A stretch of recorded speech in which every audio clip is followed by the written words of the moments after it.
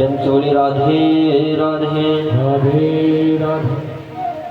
तो श्री मनु जी महाराज की 3 बेटियां हैं, उनका वर्णन हमने कल सुना। श्री मनु जी महाराज के 2 बेटे हुए, जाये उत्तान पादस्य सुनीति ही सुरजिस्तयः।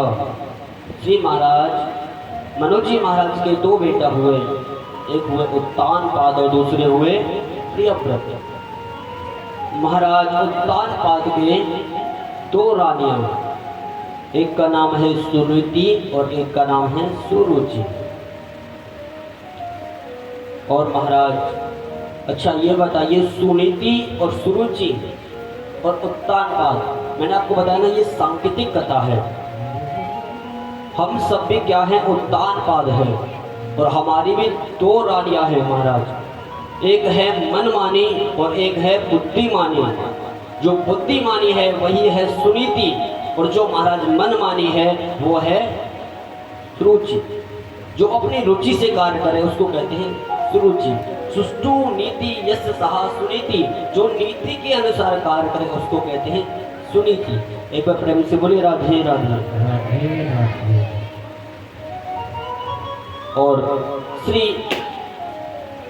महाराज उत्तान पाद के 2 रानियां, एक का नाम सुनीति और एक का नाम सुरुचि। महाराज सुनीति जी के महाराज भक्त ध्रुव जी हुए, लेकिन कहते हैं ना महाराज सांसारिक जीवन में सुनीति में मन नहीं लगता, सुरुचि में ज्यादा लगता है। अब राजा उत्तान पाद का जैसे विवाह सुनीति के साथ हुआ तो महाराज उसी में रुचि लग गई और अपनी रानी सुनीति को दूसरे महल में रखवा दिया।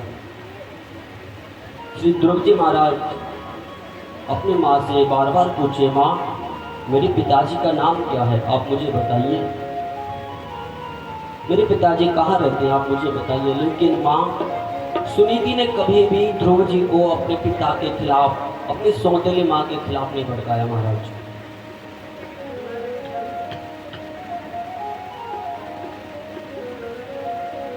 रंसुरी राधे राधे राधे राधे। भाई हलचल तो आज होनी है, ठाकुर जी का जन्म जो है। प्रेम से बोलो राधे राधे।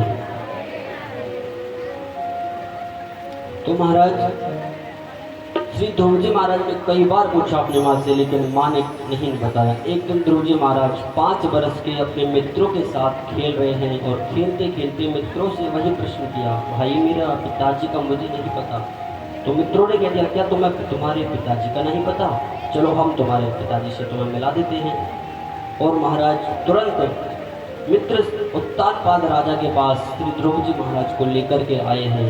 और जब ध्रुव जी महाराज ने अपना परिचय दिया है और परिचय सहित प्रणाम किया है तो महाराज उत्तान पाद राजा का हृदय द्रवित हो गया और अपने पुत्र श्री ध्रुव जी महाराज को गोदी में बिठा लिया और आलिंगन करने लगे हैं, प्रेम करने लगे महाराज। प्रेम उमड़ पड़ा उत्तान पाद राजा का।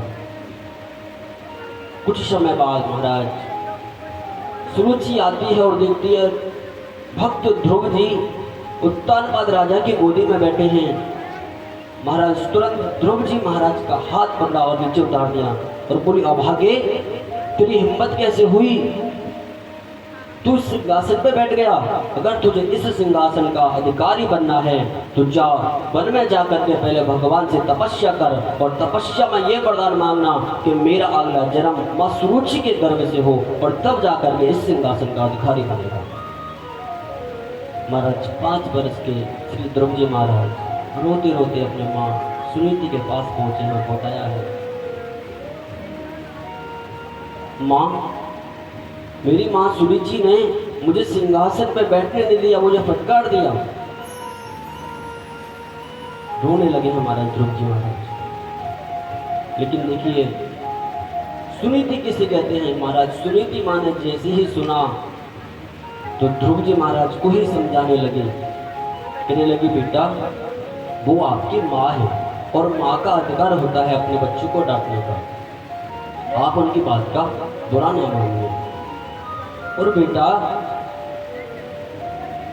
आपने मुझसे कई बार पूछा कि मेरे पिताजी का क्या नाम है, वो कहाँ रहते हैं, लेकिन बेटा उस माँ ने तो मैं आपको पिता का पता नहीं बता पाई, लेकिन उस माँ ने तुम्हें जगत के पिता का पता बता दिया। परम पिता परमेश्वर का पता बता दिया।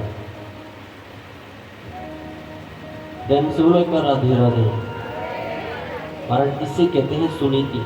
अपने बच्चे को सौतेली माँ के खिलाफ नहीं भड़काया। और महाराज आपकी माँ को देख लो, अब की माओ को देख लो। हम आपकी देखो निंदा नहीं कर रहे, मातृशक्ति के बल पर ही कथा संपन्न हो पाती है। क्योंकि हर पांडाल में किसी भी कथा में देख लो कि मातृशक्ति ही विशेष संख्या में आती है। क्योंकि भाई बंधुओं को तो महाराज कार्य से फुर्सत नहीं है। लेकिन संकेत कथा है, ये शिक्षा है कि अपने बच्चों को शिक्षा ऐसी दो, अपने बच्चों को कभी भी महाराज जो आप शिक्षा दोगे वही आगे जाके अप्लाई करेंगे। एक महाराज व्यक्ति, पिताजी माताजी बूढ़े हुए और ले जाकर के महाराज वृद्धाश्रम में छोड़ आए। अब कुछ समय बाद महाराज वृद्धाश्रम से फोन आया, भाई इनके लिए कंबल की व्यवस्था कर दो। तो महाराज घर का जो फटा पुराना कंबल था ना, उसमें से भी आधा काट करके ले जाने लगे। और महाराज जैसे ही ले जाने लगे तो उसका जो बुजुर्ग थे उनका एक पोता था,